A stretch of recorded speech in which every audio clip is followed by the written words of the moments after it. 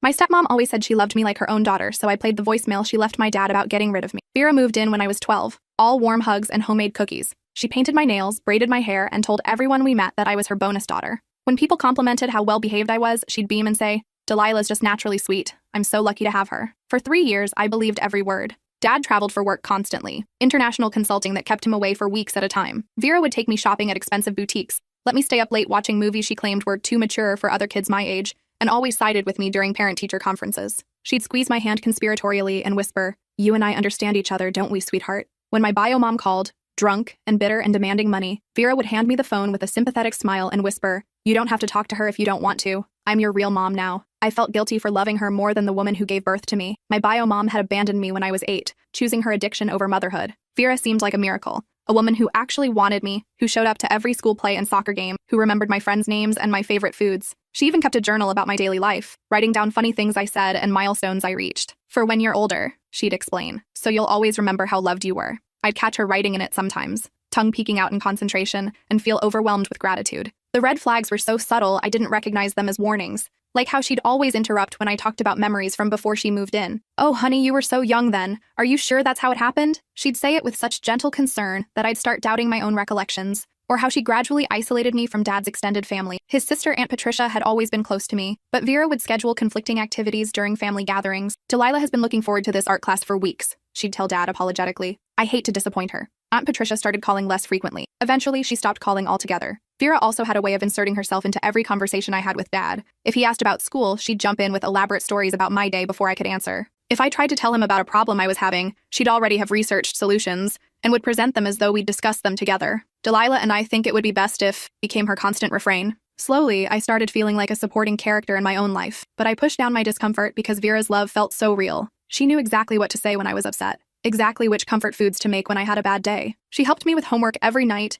braided my hair each morning, and never missed an opportunity to tell people how proud she was of me. "I always wanted a daughter," she'd say, stroking my hair. "You're everything I ever dreamed of." Everything changed the day I came home sick from school early. I'd been battling a stomach bug for 3 days, trying to push through because we had a big chemistry test. But during third period, I threw up in the hallway and the nurse sent me home immediately. I used my key, Vera's idea, so I'd never feel locked out of my own home, and heard her voice coming from the kitchen. She was on the phone, laughing in a way I'd never heard before. Not the warm maternal chuckle I was used to, but something cold and calculating, something predatory. "The little brat actually thinks I care about her," she said, her voice dripping with contempt. "Dennis is so fucking gullible. Of course I'm sweet to his precious daughter. I've been playing this game for 3 years, and he hasn't suspected a thing." My blood turned to ice. I pressed myself against the hallway wall, afraid to breathe. But the second we're married and I get my name on everything, she's gone. I've already found a boarding school in Montana, middle of fucking nowhere. She'll visit holidays if she's lucky, but Dennis will be so busy with our real children, he won't even notice she's not around. I stood frozen in the hallway, my fever forgotten. Our real children. She was pregnant. "I'm not raising another woman's mistake," Vera continued, her voice becoming more vicious with each word. "Especially not one who looks exactly like his ex-wife. Every time I see those eyes, those fucking manipulative eyes, I want to slap the smug right off her face." Her voice rose as she warmed to her subject. "Do you know how hard it's been, pretending to love that spoiled little princess? 3 years of fake hugs and fake bedtime stories and fake interest in her stupid art projects. 3 years of, 'Oh, Delilah, you're so talented,' and 'Oh, Delilah, you're so smart.' I deserve a fucking Oscar." My hand shook as I quietly backed toward the front door. Each word was like a physical blow, shattering everything I thought I knew about my life. The best part? Everyone thinks I'm a saint. Her teachers, the neighbors, even Dennis's parents think I'm Mother of the Year. Who's going to believe a 15-year-old over the woman who's been nothing but loving and patient for 3 years? She laughed again, and the sound made my skin crawl. "I've been documenting everything, building my case, how she's been acting out lately, talking back, her grades slipping. I even have a folder full of her concerning behavior that I've been collecting. By the time this baby comes, little Miss Perfect will be someone else's problem." I slipped out the front door and sat in our neighbor's garden, hidden behind Mrs. Chen's rose bushes, until I saw Dad's car pull up hours later. My mind was reeling, trying to process what I'd heard. 3 years of lies, 3 years of performance. Every hug, every kind word, every moment of supposed love, all fake. That night at dinner, Vera served my favorite meal, spaghetti and meatballs with garlic bread, while announcing her pregnancy with theatrical excitement. Dad was overjoyed, spinning her around the kitchen and talking about nursery colors and baby names. I forced myself to smile and congratulate them, all while Vera squeezed my shoulder and declared, "Delilah's going to be the best big sister." She looked me dead in the eyes when she said it. The message was clear. Keep your mouth shut, or things will get worse for you. I played along, gushing about how excited I was to be a big sister, how I couldn't wait to help with the baby. But inside, I was falling apart. Everything I thought I knew about my family was a lie. For weeks, I said nothing. Who would believe me? Perfect Vera, who volunteered at the food bank every Saturday and brought soup to sick neighbors and organized charity drives at church. Perfect Vera, whose journal about my childhood was filled with loving observations and proud moments. Meanwhile, she continued her performance with renewed vigor. She bought me a Big Sister t-shirt and let me help paint the nursery a soft yellow. She took photos of us shopping for baby clothes and posted them on social media with captions about how blessed she felt to have such a wonderful stepdaughter. But late at night, when Dad was asleep and she thought I couldn't see, I caught glimpses of her true face. The way she'd glare at me when Dad wasn't looking, her expression full of cold hatred. How she'd accidentally bump into me in the hallway, hard enough to leave bruises on my ribs. How she'd move my belongings just slightly, making me feel like I was going crazy when I couldn't find things where I left them. Once, she cornered me in the laundry room while folding baby clothes. "Enjoying your last few months here?" she whispered, holding up a tiny onesie. "Because that's all you have left, sweetheart. I've already picked out your uniform for Mountain View Academy. Navy blue polyester." Very flattering. When I didn't respond, she stepped closer. "You know what the best part is? Your father will think it was his idea. He'll be so overwhelmed with the new baby that when I suggest you need more structure, more discipline, he'll practically beg me to find you a good boarding school." She smiled, and it was the most terrifying expression I'd ever seen. "I've been planting seeds for months. Little comments about how you've been moody lately, how you seem overwhelmed by the idea of sharing attention with a sibling. By the time I'm done, he'll think shipping you off to Montana is an act of mercy." The breaking point came 2 weeks later, when I found her going through my baby photos in the basement. She was sitting cross-legged on the floor, systematically tearing pictures in half and tossing them into a garbage bag. "We need space for real family memories," she muttered, not knowing I was watching from the stairs. I watched in horror as she destroyed photo after photo. Me as a toddler with Dad, my first day of kindergarten, Christmas mornings, birthday parties, years of my life disappearing into that black garbage bag. She held up a picture of me and Dad at a father-daughter dance when I was 10. In the photo, I was wearing a pink dress and Dad was spinning me around. We both looked so happy. "Pathetic," she said, ripping it down the middle. "Like father, like daughter." That's when I realized she wasn't just planning to send me away. She was trying to erase me completely. She wanted to remove all evidence that I had ever been part of this family, that I had ever mattered to Dad. I crept back upstairs and started planning my revenge. My phone became my weapon. I started recording everything. Her fake phone calls to boarding schools, her conversations with contractors about converting my bedroom into a nursery, her late-night rants to friends about how difficult stepmotherhood was. I documented her throwing away my belongings, claiming they were taking up space for the baby. I recorded her practicing concerned expressions in the mirror, rehearsing how she'd tell Dad about my supposed behavioral problems. I even caught her researching how to plant evidence that would make me look like I was using drugs. But the most damning evidence came from her own stupidity. The final piece came when Dad left for a 2-week business trip to Singapore. Vera thought I was asleep and called her sister Carmen in Phoenix, leaving a rambling, wine-fueled voicemail about her master plan. I pressed my ear to the heating vent in my room, phone recording, as her drunken voice carried up from the kitchen below. "Carmen, it's me. I know it's late, but I had to call. I'm so fucking close I can taste it. 2 more months and that little bitch will be out of my hair forever." She was slurring slightly, and I could hear wine glasses clinking in the background. "Dennis is wrapped around my finger. These pregnancy hormones have him treating me like a goddamn queen. I've been documenting every little thing, how she's been acting out, talking back, her grades slipping from A's to B's. I even planted some of my old anxiety pills in her backpack that I can discover if I need to escalate things." She laughed at her own cruelty, the sound echoing through the vents. "The best part? I've already forged his signature on the boarding school application. Mountain View Academy confirmed they have a spot for her starting in September. All I need is one good performance about how heartbroken I am to send my stepdaughter away for her own good. Dennis will eat it up with a fucking spoon." My hands were shaking so hard I almost dropped the phone. "I've been the perfect stepmother for 3 years," she continued, her voice getting more animated. "Everyone adores me. Her teachers think I walk on water. The neighbors constantly tell me what a saint I am for taking on another woman's child. Even Dennis's parents think I'm a fucking miracle worker." She paused to take another drink. "Who's going to believe a 15-year-old over the woman who's been nothing but loving and patient? I have 3 years of documentation proving what a devoted mother I've been. Parent-teacher conferences, volunteer hours, medical appointments. I've been building my credibility while she's been building her dependency on me." The casual cruelty in her voice made me feel sick. "And the journal. Oh God, Carmen, the fucking journal is genius. 3 years of fake entries about how much I love her, how proud I am, what a blessing she's been. If anyone ever questions my motives, I have documentation of my devotion to that little parasite." I listened to her detail how she'd been slowly poisoning my relationship with Dad's family, how she'd been intercepting calls and letters from relatives who cared about me, how she'd been systematically isolating me from everyone who might support me. I told Dennis's sister that Delilah didn't want to talk to her anymore, that she was going through a phase where she only wanted to bond with me. Patricia was hurt, but she believed it. "They all believe everything I tell them because I'm just so fucking convincing." She laughed again, the sound making my skin crawl. "The hardest part has been pretending to care when she gets excited about stupid teenage shit. Do you know how many school plays I've had to sit through? How many soccer games where I had to cheer while she ran around like an uncoordinated deer? How many bedtime stories I've had to read while fighting the urge to smother her with the pillow?" My blood ran cold. But it's almost over. 2 more months of this charade and then it's just me, Dennis, and our real family. I'll finally get the life I deserve. And that little reminder of his failed first marriage will be someone else's problem. She paused. And when she spoke again, her voice was softer but somehow more chilling. "The baby will never even know she existed. I'll make sure of that. By the time he's old enough to ask questions, she'll just be some distant relative who went away to school. Dennis will be so wrapped up in being a father to his real child that he'll forget he ever had a daughter before me. I lay in bed afterward, phone clutched in my trembling hands, listening to her destroy my entire world with casual indifference. Every kind word, every hug, every moment of supposed love, all calculated manipulation designed to get close enough to Dad to destroy me. But I wasn't the same naive 12-year-old who had welcomed her into our home 3 years ago. I was 15, and I was done being anyone's victim. The next morning, she served me pancakes shaped like hearts, just like she had on my 13th birthday. "Sleep well, honey?" she asked sweetly, stroking my hair as I ate. "Like a baby," I replied, matching her fake smile perfectly. That's when I knew I had to act fast. She was planning to frame me for drug possession, forge documents, and manipulate my father into sending me away. I had maybe 2 weeks before Dad returned, and she put her plan into motion. I spent the next few days being the perfect daughter. I cleaned the house without being asked, cooked dinner every night using recipes I found online, and even gave Vera foot rubs while she complained about pregnancy discomfort. I massaged her swollen feet and listened to her talk about nursery themes and baby names, all while planning her destruction. She basked in the attention, completely unaware that I was documenting everything. I recorded her throwing away more of my belongings,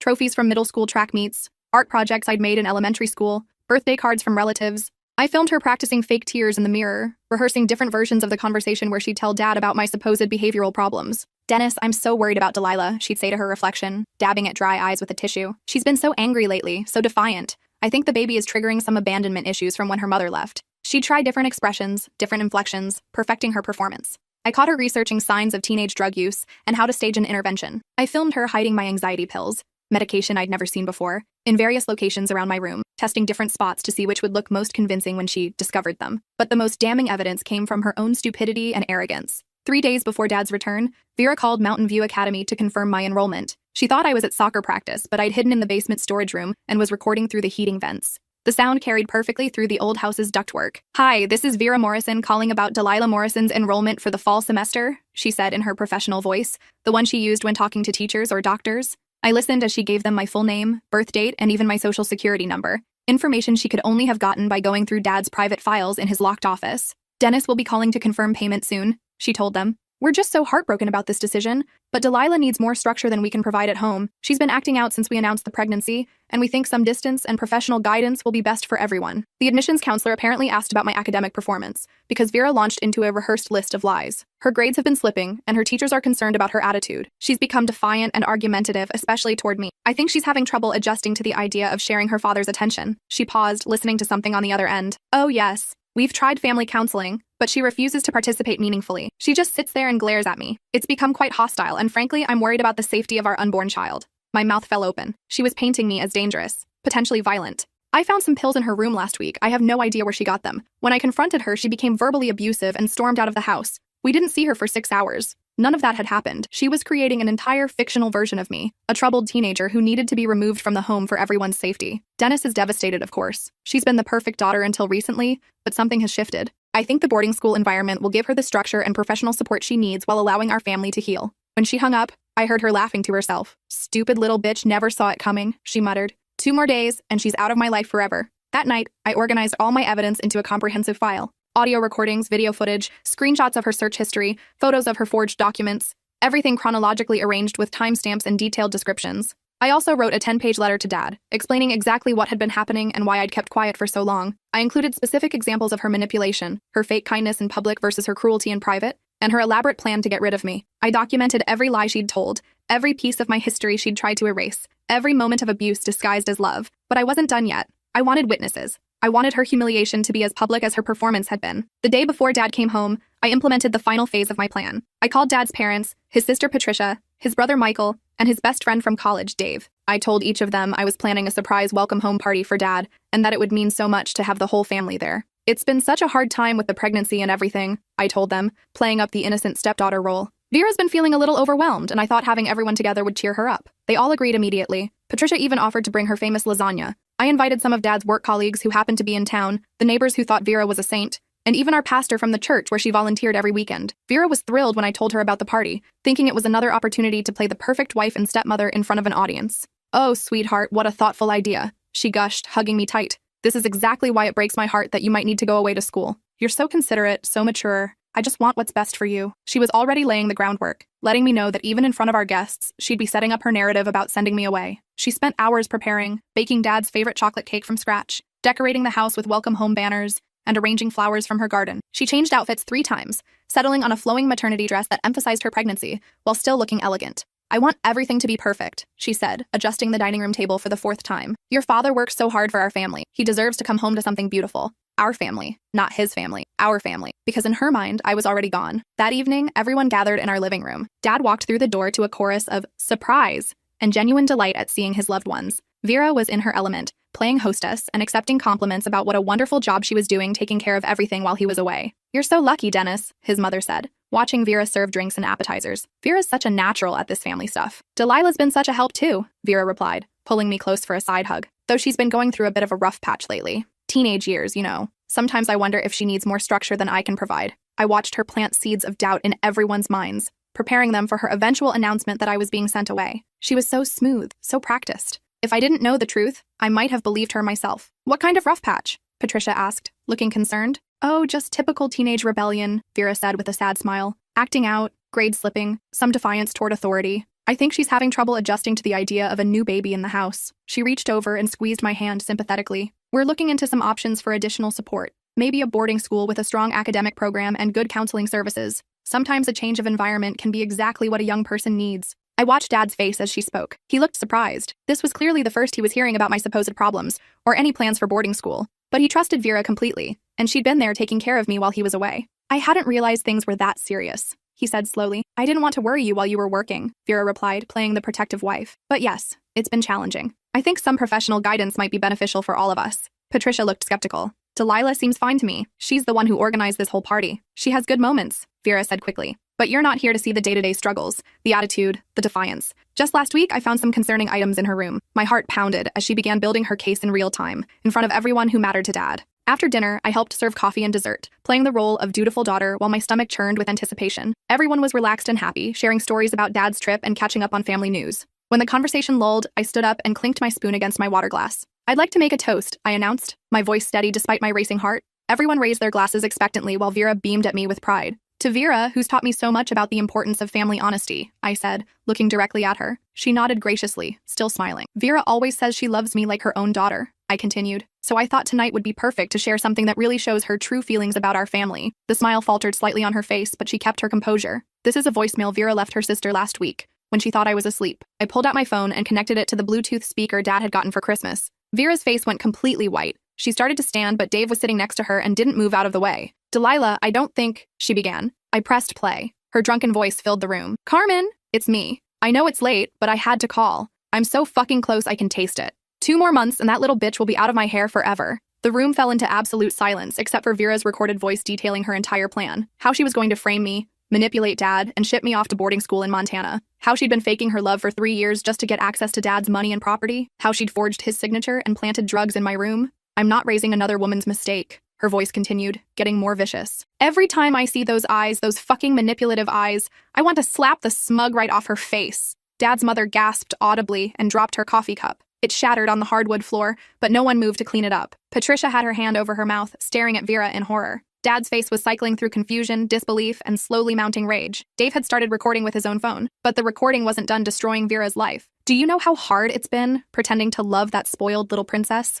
3 years of fake hugs and fake bedtime stories, and fake interest in her stupid art projects. 3 years of, oh, Delilah, you're so talented, and oh, Delilah, you're so smart. I deserve a fucking Oscar. Michael stood up and moved between Vera and me, his protective instincts kicking in. The best part? Everyone thinks I'm a saint. Her teachers, the neighbors, even Dennis's parents think I'm mother of the fucking year. Who's going to believe a 15-year-old over the woman who's been nothing but loving and patient for 3 years? By the time the first recording ended, Vera was hyperventilating. She looked around the room at the disgusted faces of people who had respected and admired her just minutes before. That's taken out of context, she stammered, her voice shaking. I was drunk. I didn't mean any of that. I love Delilah. You all know how much I love her. There's more, I said calmly. I played the recording of her confirming my enrollment at Mountain View Academy, where she detailed fictional behavioral problems and painted me as a potential danger to her unborn child. Then came the audio of her practicing her fake tears and rehearsing different versions of her lies. Dennis, I'm so worried about Delilah. She's been so angry lately, so defiant. I think the baby is triggering some abandonment issues. Finally, I played the recording of her calling me a stupid little bitch after she thought she'd successfully manipulated everyone. The room was completely silent when the last recording ended. Even the baby seemed to sense the tension. Vera's hand was pressed to her stomach, and she looked like she might be sick. Dad stood up slowly, his hands shaking with rage.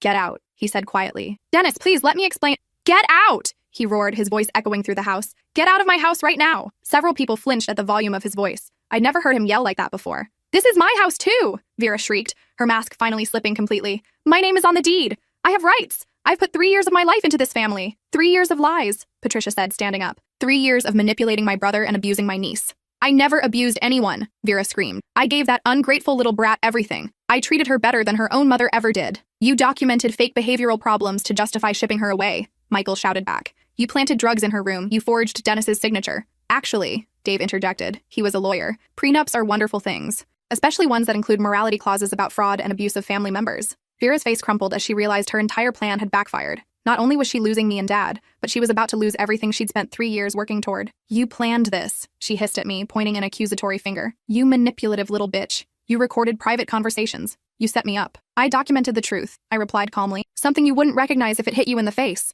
I was trying to help you, she screamed. You needed structure. You needed discipline. I was going to make something of you. By destroying every trace of my existence? I asked. By throwing away my baby pictures and telling my family I didn't want to talk to them anymore? Dad looked confused. What's she talking about? Ask Aunt Patricia when she last talked to me, I said. Ask her about all the times she tried to call and was told I didn't want to speak to her. Patricia's face went white. Vera told me you were going through a phase. She said you only wanted to bond with her, that you found it hard to talk to your father's family because it reminded you of your mother's abandonment. I never said that, I replied. I haven't talked to you in over a year because she's been intercepting your calls and telling you lies. Dad turned to Vera, his expression murderous. You kept my daughter away from my family? I was protecting her, Vera insisted. She was confused, conflicted about her loyalties. I was helping her focus on our nuclear family instead of getting pulled in different directions. You were isolating her, Dad's mother said, her voice shaking with fury. You were systematically cutting her off from everyone who loved her so she'd have nowhere to turn when you got rid of her. That night, Vera packed her bags while Dad called his lawyer. The prenup was ironclad. Any attempt to defraud or abuse family members would result in immediate forfeiture of all claims to property or assets. Her pregnancy didn't matter. The fraud was documented. The marriage was over. She tried to take some of my belongings with her, things she'd claimed to love, artwork I'd made, photos of us together that she'd insisted on displaying. Dad stopped her at the door. Those belong to my daughter, he said coldly. The daughter you tried to destroy. She's not even your real daughter, Vera screamed, her final attempt to hurt him. She's damaged goods from your failed marriage. Our baby will be your real child. Dad stepped closer to her, and for a moment I thought he might actually hit her. She's been my real daughter since the day she was born, he said quietly. You've been nothing but a cancer in our lives. Over the next few weeks, the full extent of Vera's manipulation came to light. The boarding school confirmed they'd received a fraudulent application with a forged signature. The police found the drugs she'd planted in my backpack, anxiety pills that were traced back to her prescription. When they searched her belongings, they found detailed notes about how to stage evidence and manipulate family court proceedings. She was charged with fraud, forgery, child endangerment, attempted kidnapping, and conspiracy to commit perjury. The district attorney was particularly interested in the forged signature, which constituted identity theft. During the court proceedings, more victims came forward. Vera had done this before, to her first husband's daughter, whom she'd successfully shipped off to military school when the girl was 14. That girl, now 25 and named Rebecca, testified about years of psychological abuse that her father never knew about. She convinced my dad I was troubled, Rebecca said through tears. She made him believe I needed help, that I was acting out because of my mother's death. I spent 4 years at that school, coming home only for Christmas and summer breaks. By the time I graduated, my father and I were strangers. Rebecca's testimony was devastating. She described the same pattern of behavior, the initial love bombing, the gradual isolation from family, the manipulation of the father figure, and finally, the systematic destruction of the child's place in the family. She told my father I didn't love him anymore, Rebecca continued. She intercepted letters I sent from school, threw away gifts I made him in art therapy. When I came home for visits, she'd already filled my room with her crafting supplies. There was no space for me anymore. The judge was clearly disturbed by the pattern of predatory behavior. During sentencing, he called Vera a danger to children and families, and noted that her actions showed a complete lack of empathy and remorse. Vera got 3 years in prison, and a restraining order keeping her away from me, Dad, and the baby when it was born. The judge also ordered restitution for the therapy I'd need to process years of psychological manipulation. The baby, my half-brother Oliver, was born while she was incarcerated. Dad got full custody, and we hired a wonderful nanny named Beatrice who actually loves children. She's been with us for 2 years now, and she's never once suggested that anyone in our family needs to go anywhere. Beatrice has gray hair and kind eyes and makes the most amazing chocolate chip cookies. She reads Oliver bedtime stories with funny voices and takes him to the park every afternoon. When he's older, I'll tell him that his biological mother was sick and couldn't take care of him, but that he's surrounded by people who love him completely. 6 months after Vera's conviction, I received a letter from her in prison. It was 8 pages of rambling, self-pitying nonsense where she blamed me for ruining her life, claimed she really had loved me, and begged me to ask Dad to drop the restraining order so she could see her son when she got out. I know I made mistakes, she wrote, but everything I did was because I loved this family. I wanted us to be perfect, and sometimes that meant making hard choices. You were old enough to be independent, but Oliver needs his mother. Please don't punish an innocent baby for my errors in judgment. Errors in judgment. 3 years of calculated psychological abuse, and she called it errors in judgment. I wrote back with just 2 words. No thanks. I kept the letter though. Someday, when Oliver asks about his mother, I'll show him exactly what kind of person she really was. I'll let him decide for himself whether someone who sees abuse as errors in judgment deserves a place in his life. 3 years later, I'm 18 and starting college in the fall, at a school I chose, studying art therapy so I can help other kids who've been through what I experienced. Dad and I are closer than ever, and Oliver is the light of our lives. He's 3 now, obsessed with dinosaurs and train sets, and he calls me Dee Dee because he can't pronounce Delilah yet. Sometimes I catch Dad looking at me with this expression of profound regret, and I know he's thinking about all the signs he missed, all the ways Vera manipulated him. We've had long conversations about it in therapy, individual sessions for both of us, and family sessions together. I should have protected you, he said during one particularly difficult session. I should have seen what she was doing. She was good at what she did, I replied. She fooled everyone, not just you. Patricia thought she was wonderful. Grandma thought she was a saint. Even I believed her for 3 years. But you were a child, he said, his voice breaking. It was my job to keep you safe, and I brought her into our lives. I gave her access to you. Dr. Martinez, our family therapist, helped us work through the guilt and trauma. She explained that people like Vera are master manipulators who specifically target families with vulnerabilities. Single fathers, children who've been abandoned by a parent, people desperate for love and stability. She didn't choose your family randomly, Dr. Martinez explained. She identified exactly what you both needed most and provided it, building dependency and trust before revealing her true intentions. This is classic predatory behavior. Vera was released from prison last month. I heard through the courthouse grapevine that she's working at a gas station 2 towns over and living in a studio apartment above a laundromat. She's not allowed to contact us, but mutual acquaintances say she tells everyone who'll listen that she was the victim of a vindictive teenager's lies. According to Rebecca, who keeps tabs on her through social media, Vera has been trying to present herself as a wronged mother who lost custody through a conspiracy of lies. She posts vague memes about toxic families and false accusations, and shares articles about parental alienation syndrome. Sometimes I wonder if I should feel guilty about destroying her life so completely. Then I remember her voice on that recording, calling me a stupid little bitch while planning to drug me and ship me away. I remember watching her tear up my baby pictures and throw away 3 years of my childhood memories. I remember the cold hatred in her eyes when she thought no one was looking. I sleep just fine. Last week, I ran into her at the grocery store.